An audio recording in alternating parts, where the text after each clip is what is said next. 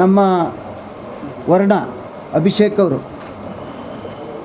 13ನೇ ತಾರೀಕು ಬನ್ನೂರು ರೋಡಲ್ಲಿ ಬೆಳಗ್ಗೆ 11:15 ಗಂಟೆಗೆ ಅಲ್ಲೂ ಕೂಡ ಒಂದು ಬೃಹತ್ ನಮ್ಮ ಯುವ ನಾಯಕರಾದಂಥ ನಿಖಿಲ್ ಕುಮಾರಸ್ವಾಮಿರವರ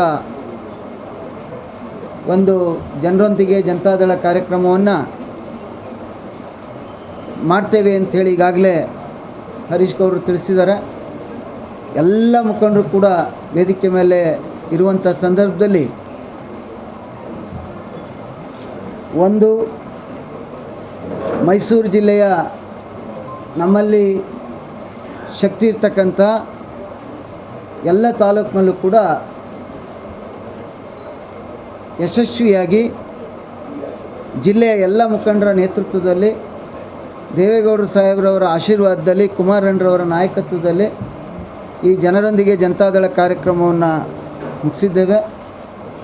ಕೊನೆಯದಾಗಿ ಏನು ವರ್ಣ ಕ್ಷೇತ್ರ ಇತ್ತು ಅದು 13ನೇ ತಾರೀಕು ನಾವು ಎಲ್ಲರೂ ಮನವಿಯನ್ನು ಮಾಡಿದ್ವಿ. ಮೈಸೂರು ಜಿಲ್ಲೆಯ ಜನರೊಂದಿಗೆ ಜನತಾದಳ ಕಾರ್ಯಕ್ರಮಕ್ಕೆ ಕೊನೆಯ ಕಾರ್ಯಕ್ರಮಕ್ಕೆ ಕುಮಾರಣ್ಣರವರು ಬರಬೇಕು ಅಂಥೇಳಿ ನಾವೆಲ್ಲರೂ ಏನು ಮನವಿಯನ್ನು ಮಾಡಿದ್ವಿ. ಕುಮಾರಣ್ಣರವರೇ ಚಾಮುಂಡೇಶ್ವರಿ ಕ್ಷೇತ್ರದ ಏನು ರಿಂಗ್ ರೋಡ್ನಲ್ಲಿ ಇರ್ತಕ್ಕಂಥ ದೇವಸ್ಥಾನ ನಾಗಲಿಂಗೇಶ್ವರ ದೇವಸ್ಥಾನದ ಎದುರುಗಡೆ ಅಲ್ಲಿ ಒಂದು 25ರಿಂದ 30 ಸಾವಿರ ಜನ ಸೇರುವಂಥ ಒಂದು ಸ್ಥಳ ಅದು. ಅಲ್ಲಿ ಮಾಡಬೇಕು ಅಂಥೇಳಿ ಎಲ್ಲರೂ ಕೂತು ತೀರ್ಮಾನವನ್ನು ಮಾಡಿದ್ದೇವೆ. ವ್ಯಭಿಚಾರ, ದರೋಡೆ, ಭ್ರಷ್ಟಾಚಾರ ಮೂರು ಕೂಡ ಆಗಿರ್ತಕ್ಕಂಥವ್ರನ್ನ ನೀವು ಕ್ಲೀನ್ ಚಿಟ್ ಕೊಡೋದಾದರೆ ಸನ್ಮಾನ್ಯ ಮುಖ್ಯಮಂತ್ರಿಗಳೇ ನೀವು ಶಿಕ್ಷೆ ಕೊಡುವಂಥದ್ದು ಯಾರಿಗೆ?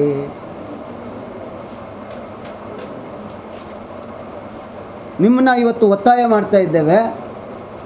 ಹಿಂದೆ ನೀವೇ ಮುಖ್ಯಮಂತ್ರಿ ಆಗಿದ್ದ ಸಂದರ್ಭದಲ್ಲಿ ನಿಮ್ಮ ಇಲ್ವಾಲ ಜಂಕ್ಷನ್ಲಿ ಒಂದು ದರೋಡೆ ನಡೀತು. ಅದರಲ್ಲೂ ಕ್ಲೀನ್ ಚಿಟ್ ಕೊಟ್ರಿ. ಕಚೇರಿನಲ್ಲಿ ಸಿಬ್ಬಂದಿ ಜೊತೆ ವಿಡಿಯೋ ರಿಲೀಸ್ ಆಯಿತು, ಅದು ಕ್ಲೀನ್ ಚಿಟ್ ಕೊಡ್ತೀರಿ. ರಣ್ಯಾರಾವ್ ಎಲ್ಲ ಪ್ರಿಂಟ್ ಮೀಡಿಯಾ ಎಲೆಕ್ಟ್ರಾನಿಕ್ ಮೀಡಿಯಾದಲ್ಲೆಲ್ಲ ನೋಡ್ದು ಒಬ್ಬ ಪೊಲೀಸ್ ಅಧಿಕಾರಿಯ ವಾಹನ ತನ್ನ ಪುತ್ರಿ ತಗೊಂಡು ಓಡಾಡಿರ್ತಕ್ಕಂಥದ್ದು. ಅದಕ್ಕೂ ನೀವು ಕ್ಲೀನ್ ಚಿಟ್ ಕೊಡೋದಾದರೆ ಈ ರಾಜ್ಯದಲ್ಲಿ ಆಡಳಿತ ಇದೆಯಾ? ನಾನು ಚುನಾವಣೆಗೆ ಸ್ಪರ್ಧೆ ಮಾಡದೇ ಆದರೆ ನಾನು ಹೇಳೋದೊಂದು ಮಾಡೋದೊಂದು ಮಾಡಲ್ಲ. ನಾನು ಬದುಕಿರೋ ತನಕ ನಾನು ಚುನಾವಣೆ ಸ್ಪರ್ಧೆ ಮಾಡದೇ ಆದರೆ ನಮ್ಮೆಲ್ಲ ಮುಖಂಡರುಗಳು ಇಲ್ಲಿದ್ದಾರೆ. ಅದು ನನ್ನ ಕೃಷ್ಣರಾಜನಗರ. ಯಾವ ಅನುಮಾನಕ್ಕೂ ಕೂಡ ಎಡೆ ಮಾಡಿ ಕೊಡಬೇಡಿ. ನಾನು ಬದುಕಿರೋವರಿಗೆ ಅಥವಾ ಒಂದು ಅನುಮಾನನೂ ಇಟ್ಕೋಬೇಡಿ. ಅವನು ಒಬ್ಬ ವೈದ್ಯ, ನನ್ನ ಕುಟುಂಬನ ನನ್ನ ತಾಲೂಕಿನ ಜನ ಈ ಒಂದು ಮಟ್ಟಕ್ಕೆ ಬೆಳೆಸಿದ್ದಾರೆ. ನನಗೆ ನನ್ನ ಜೊತೆಯಲ್ಲಿ ನನ್ನ ಕುಟುಂಬದ ಎಲ್ಲರಿಗೂ ಕೂಡ ನನ್ನ ತಾಲೂಕಿನ ಜನತೆಯ ಋಣ ಇದೆ. ಅದನ್ನು ತೀರಿಸುವಂಥ ಕೆಲಸ ಅವನು ಸೇರಿ ಮಾಡ್ತಾನೆ. ಆದರೆ ನಾನು ಭಾಳಷ್ಟು ಸಂದರ್ಭದಲ್ಲಿ ಹೇಳಿದ್ದೀನಿ, ನಂದು ರಾಜಕೀಯ ಕುಟುಂಬ ಅಲ್ಲ, ನಾನು ಅಕಸ್ಮಾತ್ ಬಂದವನು.